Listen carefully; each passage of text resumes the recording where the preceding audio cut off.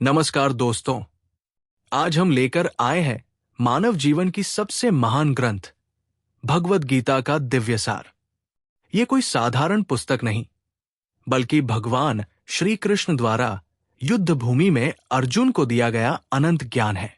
गीता केवल धर्म या युद्ध की शिक्षा नहीं देती, बल्कि ये हमें बताती है कि जीवन में कैसे जीना है, कैसे चुनौतियों का सामना करना है और कैसे अपने भीतर छुपे सामर्थ्य को जगाना है। कहानी की शुरुआत महाभारत का युद्ध कुरुक्षेत्र की भूमि पर होने वाला था। एक ओर थे पांडव, धर्म और न्याय के प्रतीक। दूसरी ओर थे कौरव, अहंकार, अन्याय और लोभ में डूबे हुए। युद्ध भूमि में अर्जुन खड़ा था, हाथों में गांडीव धनुष लेकर। लेकिन जैसे ही उसने अपने बंधु बांधवों, गुरुजनों और मित्रों को सामने देखा, उसका मन विचलित हो गया। उसका शरीर कांपने लगा, हाथ से धनुष गिरने लगा और उसने कहा, हे कृष्ण, मैं अपने ही रिश्तेदारों पर बाण कैसे चलाऊं? ये युद्ध मुझे उचित नहीं लगता। मैं पराजय सह लूंगा, लेकिन अपने प्रियजनों की हत्या नहीं करूंगा। श्री कृष्ण का उत्तर। श्री कृष्ण मुस्कुराए। उन्होंने अर्जुन से कहा, हे पार्थ, तुम्हारा ये मोह अज्ञान है। ये शरीर नश्वर है, लेकिन आत्मा अमर है। आत्मा न जन्म लेती है, न मरती है। जैसे मनुष्य पुराने वस्त्र त्याग कर नए धारण करता है, वैसे ही आत्मा शरीर बदलती है। यही से शुरू होता है गीता का अनंत ज्ञान। आत्मा अमर है। हमें शरीर के मोह से ऊपर उठना चाहिए। कर्तव्य सर्वोपरि है। परिस्थितियां कैसी भी हों, धर्म और कर्तव्य से पीछे नहीं हटना चाहिए। मोह और दुख अस्थायी है। हमें स्थिर चित्त से जीवन जीना चाहिए। जहां हमने देखा कि कैसे अर्जुन का मोह उसे विचलित कर रहा था और श्री कृष्ण ने आत्मा की अमरता का रहस्य बताया। कर्म योग, भक्ति योग, ज्ञान योग और गीता के अन्य अद्भुत रहस्य। अर्जुन का संकट और प्रश्न। अर्जुन ने कहा, हे माधव, अगर आत्मा अमर है और शरीर नश्वर है, तब भी ये युद्ध मुझे पापपूर्ण लगता है। क्या अपने रिश्तेदारों की हत्या करके मुझे सुख मिलेगा? हे कृष्ण, मुझे ऐसा ज्ञान दीजिए जिससे मैं स्पष्ट समझ सकूं कि धर्म क्या है। श्री कृष्ण का उत्तर। कर्म का महत्व। श्री कृष्ण बोले, हे अर्जुन, संसार में कोई भी क्षण ऐसा नहीं है जब मनुष्य कर्म किए बिना रह सके। कर्म न करना भी एक कर्म है। इसलिए जो भी कर्म करो, उसे कर्तव्य समझकर करो, न कि फल की आसक्ति से। कर्मण्येवाधिकारस्ते मा फलेषु कदाचन मां कर्म फल हेतुर्भूर्मा ते संगोस्त्व कर्मणि। अर्थात तुझे केवल कर्म करने का अधिकार है, उसके फल पर नहीं। इसलिए कर्मफल का कारण मत बन और कर्म न करने में भी आसक्त मत हो। आकर्षक कहानी का रूप। श्री कृष्ण ने एक उदाहरण दिया। जैसे एक किसान खेत में बीज बोता है। उसका कर्तव्य है खेत जोतना, बीज बोना, सिंचाई करना। लेकिन फसल उगेगी या नहीं, ये प्रकृति और समय पर निर्भर करता है। अगर किसान सिर्फ फल की चिंता में ही डूबा रहेगा, तो वो अपना काम ठीक से नहीं कर पाएगा। अर्जुन धीरे धीरे समझने लगा कि कर्तव्य का त्याग करना कायरता है, जबकि बिना फल की आसक्ति के कर्म करना ही सच्चा धर्म है। कर्म करना हमारा धर्म है। फल की चिंता किए बिना कर्तव्य निभाना चाहिए। आसक्ति दुख देती है। जब हम केवल परिणाम पर ध्यान देते हैं तो दुखी होते हैं। समर्पण से शांति मिलती है। जब हम परिणाम को ईश्वर पर छोड़ते हैं, तभी सच्ची शांति मिलती है। मन को वश में करने की कला, ज्ञान का महत्व, भक्ति का मार्ग और गीता के अद्भुत रहस्य। अर्जुन का नया प्रश्न। अर्जुन ने कहा, हे जनार्दन, आप कहते हैं कि कर्म करते रहो, लेकिन साथ ही ज्ञान और ध्यान की भी महिमा बताते हो।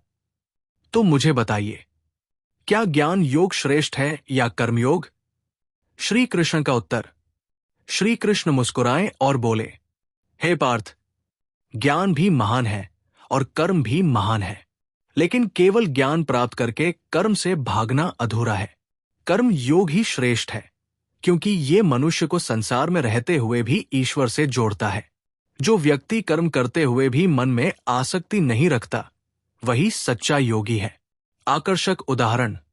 श्री कृष्ण ने कहा, जैसे कमल का फूल पानी में खिलता है लेकिन पानी से अछूता रहता है, वैसे ही योगी संसार में रहते हुए भी संसार के मोह से अछूता रहता है।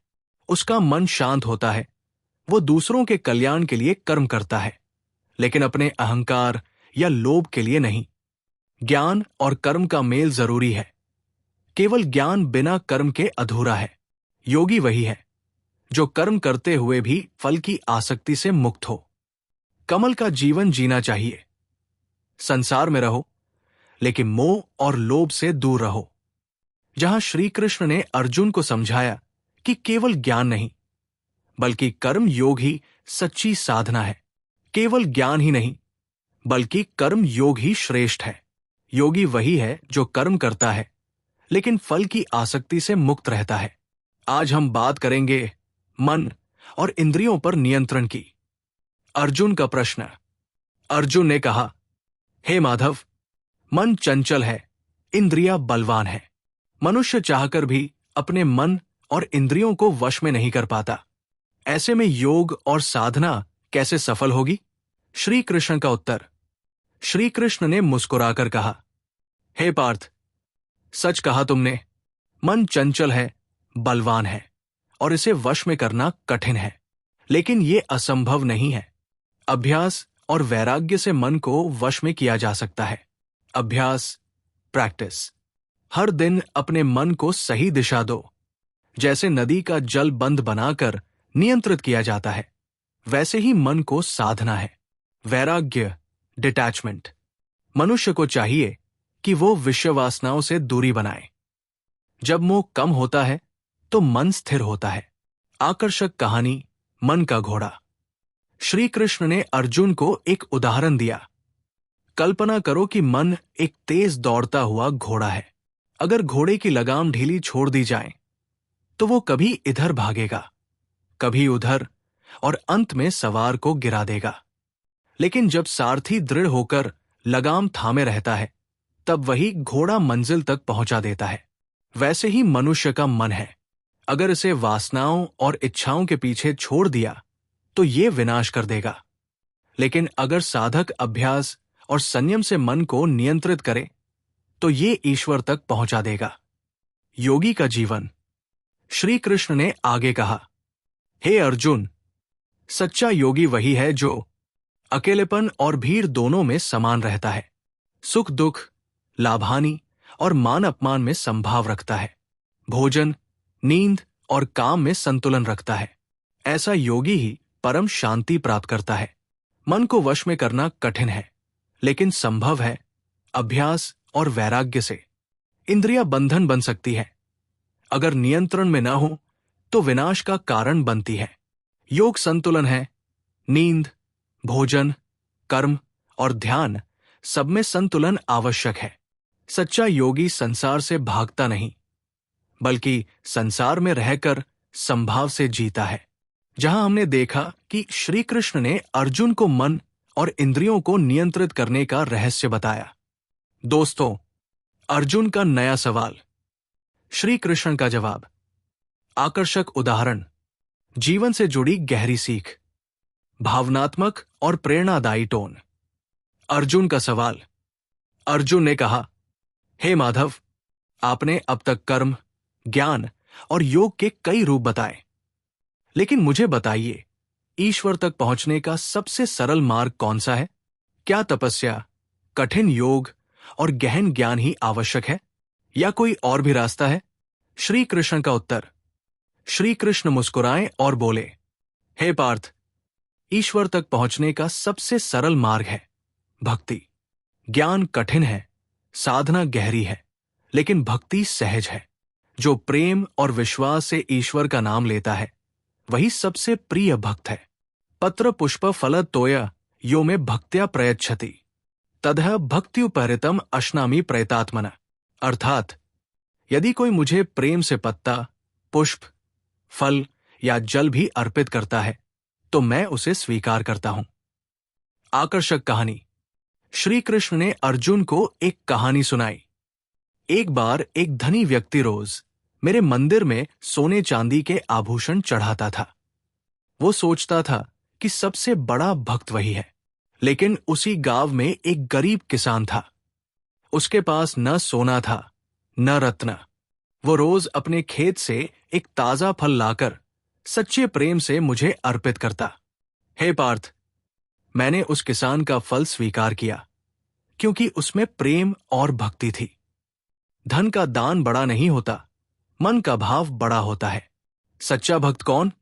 श्री कृष्ण ने कहा, हे अर्जुन, सच्चा भक्त वह है जो सभी जीवों में ईश्वर को देखता है, द्वेष, घृणा और ईर्ष्या से दूर रहता है, कठिनाइयों में भी ईश्वर पर विश्वास रखता है, दूसरों का भला सोचता है और विनम्रता से जीवन जीता है।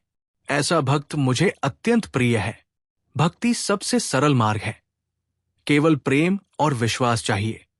धन या दिखावा नहीं, भाव मायने रखता है। सच्चा भक्त हर परिस्थिति में संतुलित और विनम्र रहता है। ईश्वर प्रेम में है, न कि प्रदर्शन।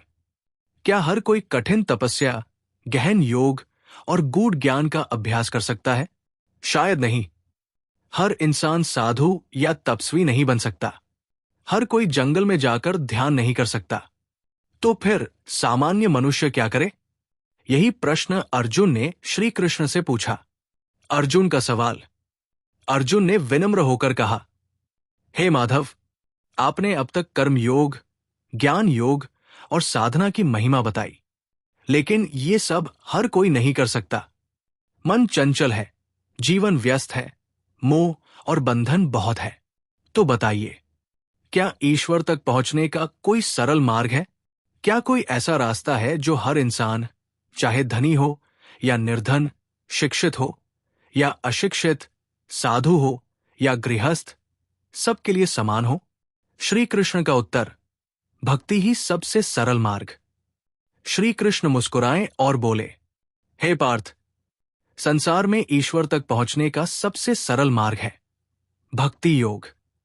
ज्ञान कठिन है क्योंकि उसमें गहन अध्ययन और विवेक चाहिए। ध्यान कठिन है क्योंकि उसमें मन को पूरी तरह स्थिर करना पड़ता है। कर्म योग भी कठिन है क्योंकि उसमें निरंतर निष्काम भाव रखना पड़ता है। लेकिन भक्ति सहज है। जिसके हृदय में प्रेम और विश्वास है, वो बिना किसी कठिन साधना के भी ईश्वर से जुड़ सकता है। भक्ति का असली स्वरूप। श्री कृष्ण ने कहा, भक्ति का अर्थ है समर्पण, सरेंडर, प्रेम, लव, विश्वास, फेथ। भक्ति वह है जब साधक ये अनुभव करता है कि मैं कुछ भी नहीं, सब कुछ प्रभु है। जब मनुष्य अपने अहंकार, वासनाओं और लोभ को त्याग कर केवल प्रेम से ईश्वर का नाम लेता है, तब वो भक्ति कहलाती है। आकर्षक उदाहरण, किसान और राजा। श्री कृष्ण ने अर्जुन को एक कथा सुनाई। एक बार एक राजा ने मेरे मंदिर में सोने चांदी के आभूषण, हीरे जवाहरात और बहुत कीमती वस्तुएं चढ़ाई। वो सोचता था कि उसकी पूजा सबसे बड़ी है। उसी समय एक गरीब किसान भी आया। उसके पास न सोना था न रत्न। वो केवल अपने खेत से तोड़ा हुआ एक ताजा फल लेकर आया। उसने उसे प्रेम से मेरे चरणों में अर्पित कर दिया। हे पार्थ, मैंने उस किसान का फल स्वीकार किया क्योंकि उसमें प्रेम और भक्ति थी। धन का दान बड़ा नहीं होता, मन का भाव सबसे बड़ा होता है। गीता का श्लोक। फिर श्री कृष्ण ने कहा, पत्र पुष्प फल तोय यो में भक्त्या प्रयच्छति तदह भक्त्युपहृतम अश्नामि प्रयतात्मना। अर्थात, यदि कोई भक्त मुझे प्रेम से पत्ता, पुष्प, फल या जल भी अर्पित करता है, तो मैं उस प्रेम को स्वीकार करता हूं। भक्ति के प्रकार। श्री कृष्ण ने आगे समझाया कि भक्ति भी कई प्रकार की होती है।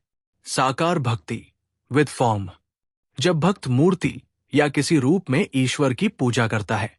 निर्गुण भक्ति, फॉर्मलेस, जब भक्त ईश्वर को निराकार शक्ति मानकर ध्यान करता है। सगुण भक्ति विद क्वालिटीज, जब भक्त ईश्वर को दयालु, प्रेममय और रक्षक मानकर पूजा करता है। अनन्य भक्ति, एक्सक्लूसिव डिवोशन, जब भक्त केवल ईश्वर को ही अपना सर्वस्व मान लेता है और बाकी सब भूल जाता है, इनमें सबसे श्रेष्ठ है अनन्य भक्ति। सच्चा भक्त कौन है? श्री कृष्ण ने कहा, हे अर्जुन, मेरे प्रिय भक्त के लक्षण ये हैं, जो किसी से द्वेष नहीं करता और सभी से प्रेम करता है, जो करुणावान है और दूसरों का भला सोचता है, जो लोभ, अहंकार और क्रोध से मुक्त है, जो कठिनाई और सुख दुख में समान रहता है, जो नम्र है और सच्चे हृदय से ईश्वर को स्मरण करता है। ऐसा भक्त मुझे अत्यंत प्रिय है। जीवन से जुड़ा उदाहरण, मान लीजिए एक इंसान रोज भजन गाता है, मंदिर जाता है, लेकिन भीतर से घमंडी और क्रोधित है। वो दूसरों को छोटा समझता है और अहंकार से भरा रहता है। ऐसा व्यक्ति दिखावे का भक्त है। दूसरी ओर एक गरीब इंसान है जो दूसरों की मदद करता है, सच्चे मन से ईश्वर को याद करता है और विनम्रता से जीवन जीता है। यही सच्चा भक्त है। सीख, भक्ति सबसे सरल मार्ग है। इसमें कठिन साधना नहीं, केवल प्रेम और विश्वास चाहिए। धन नहीं, भाव मायने रखता है। सच्चा भक्त हर परिस्थिति में संतुलित और विनम्र रहता है। ईश्वर प्रेम में है, प्रदर्शन में नहीं। भक्ति योग सबके लिए है, राजा से लेकर गरीब तक, गृहस्थ से लेकर साधु तक। दोस्तों, जहां हमने देखा कि श्री कृष्ण ने अर्जुन को बताया कि ईश्वर तक पहुंचने का सबसे सरल मार्ग भक्ति योग है। ये मार्ग न किसी जाति, धर्म या स्थिति पर निर्भर है, केवल सच्चे प्रेम और विश्वास पर आधारित है। विषय ज्ञान योग, सच्चे ज्ञान से आत्मा का जागरण। इसमें हम देखेंगे अर्जुन का नया सवाल, ज्ञान और अज्ञान में अंतर क्या है? श्री कृष्ण का उत्तर, सच्चे ज्ञानी की पहचान क्या है? आकर्षक कहानी, अंधकार और दीपक का उदाहरण, गीता के श्लोक, जीवन से जुड़ी व्याख्या और गहरी सीख। अंत में दोस्तों, अगर आपको यह कहानी पसंद आई तो प्लीज सब्सक्राइब करें